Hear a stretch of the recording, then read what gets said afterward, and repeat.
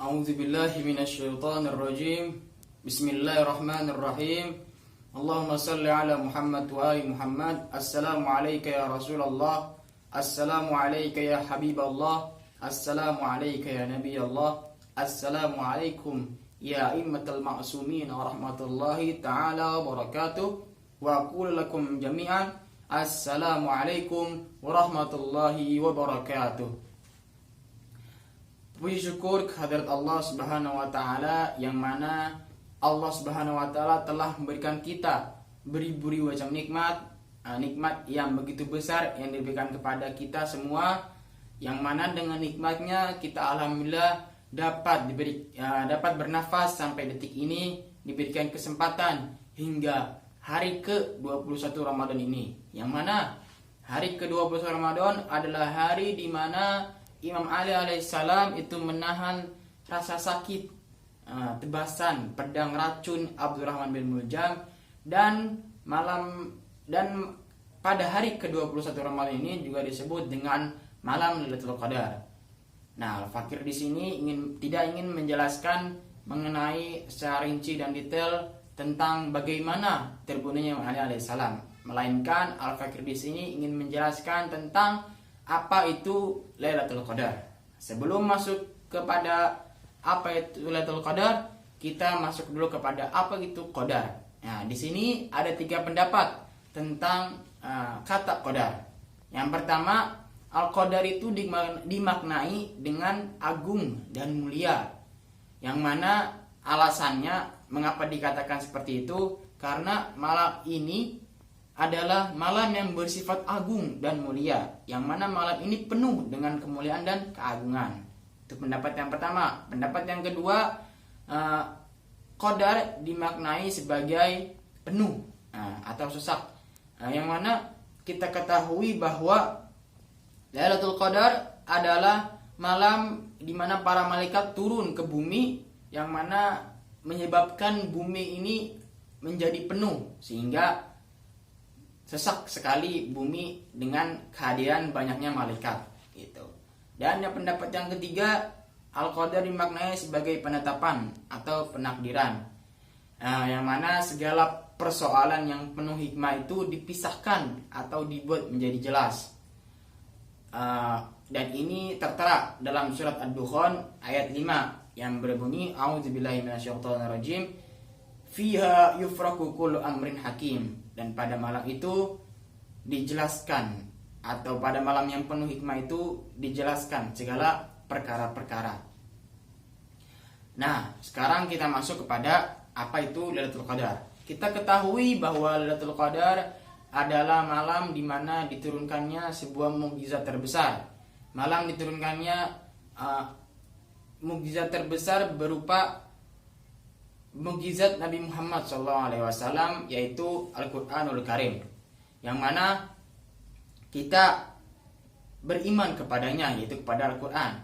Kita mempercayai bahwa Al-Quran adalah sebagai penyejuk hati kita, pedoman hidup kita, petunjuk kita, dan pemberi pencerahan bagi kehidupan kita dan lain sebagainya. Maka sudah seharusnya dan sepatutnya kita sebagai kaum muslimin menjadikan atau mengkhususkan malam-malam ini dengan menggalakkan peringatan turunnya Al-Quran.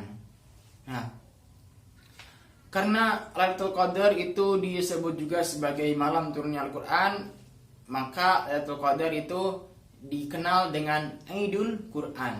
Nah, kita sebagai umat muslim itu sedikit dari kita yang menaruh perhatian kepada Idul Quran ini, karena lebih banyak yang memperhatikan Idul Fitri dan Idul Adha serta hari-hari besar Islam lainnya. Yang menaruh perhatian kepada Idul Quran ini sangat sedikit. Nah, mengapa demikian? Nah, yang menjadikan faktor fenomena yang membingungkan ini adalah karena kita mengenali risalah-risalah melalui pribadi-pribadi tertentu. Nah, kita mengenali Al-Quran melalui Nabi kita Muhammad. Nah, terus kita mengenali jihad melalui perjuangan Imam Husain alaihissalam. Nah, dengan kata lain, kita mengenali kebenaran melalui tokoh-tokohnya, bukan kita mengenali tokoh-tokohnya melalui kebenaran. Nah, inilah dari sini kita dapat mengerti alasan terjadinya degradasi umat dan alasan mengapa tidak adanya perhatian yang lebih terhadap sebagian persoalan, termasuk persoalan Lailatul Qadar. Nah, kita sebagai umat muslim boleh jadi menemukan media untuk berdoa, tetapi kita tidak mendapatkan wasilah terhadap Al-Quran dan memperbarui pengenalan terhadapnya. Karena filosofi dari merayakan peringatan itu seharusnya agar manusia itu membaca ulang kehidupan dan realitasnya. Nah, ketika kita memperingati milad Al-Quran sekali dalam setahun, nah, kita ini hendaknya atau seharusnya membaca ulang hubungan kita dengan Al-Quran dan tingkat pemahaman kita terhadapnya atau terhadap Al-Quran. Nah, inilah yang sangat disayangkan, banyak dari kita masih tidak terbiasa melakukan hal tersebut. Dan untuk penutupan, saya akan tutup dengan hadis mengenai malam Lailatul Qadar. Disabdakan oleh Nabi Muhammad SAW, yang mana ini terdapat percakapan antara Nabi Musa dengan Allah Subhanahu wa taala. Nabi Musa berkata, "Wahai Tuhanku, aku ingin dekat denganmu." Allah menjawab, "Kedekatanku adalah bagi orang yang terjaga di malam Lailatul Qadar." Nabi Musa berkata lagi, "Wahai Tuanku, aku berharap rahmatmu." Allah menjawab, "Rahmatku kuperuntukkan bagi orang yang menyayangi kaum miskin di malam Lailatul Qadar." Nabi Musa berkata lagi, "Wahai Tuanku, aku ingin dapat melewati jembatan Shiratal Mustaqim." Allah menjawab, "Itu adalah bagi orang yang bersedekah di malam Lailatul Qadar." Nabi Musa berkata kembali, "Wahai Tuanku, aku ingin terbebas atau aku ingin selamat dari api neraka." Allah menjawab, "Itu adalah bagi orang yang memohon ampunan di malam Lailatul Qadar."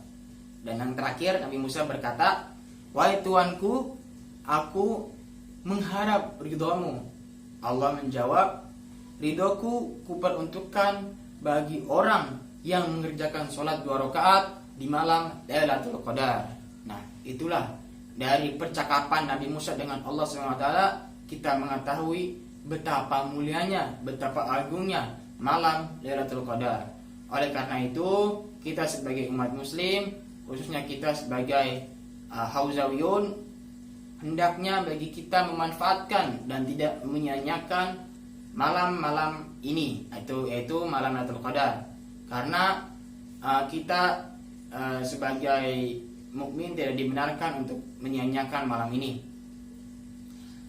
Karena kita tidak tahu bahwa sampai kapan umur kita, apakah kita dapat bertemu kembali di malam Lailatul Qadar selanjutnya atau tidak. Oleh karena itu, manfaatkanlah dengan baik dan optimalkanlah dengan sebaik mungkin malam-malam ke 21, 23 dan sebelumnya itu 19. Semoga apa yang saya sampaikan ini dapat bermanfaat bagi antum semua yang mendengarkan. Mohon maaf apabila kata-kata yang berbelit yang saya lontarkan. Wabillahi taufiq wal hidayah. Assalamualaikum warahmatullahi wabarakatuh.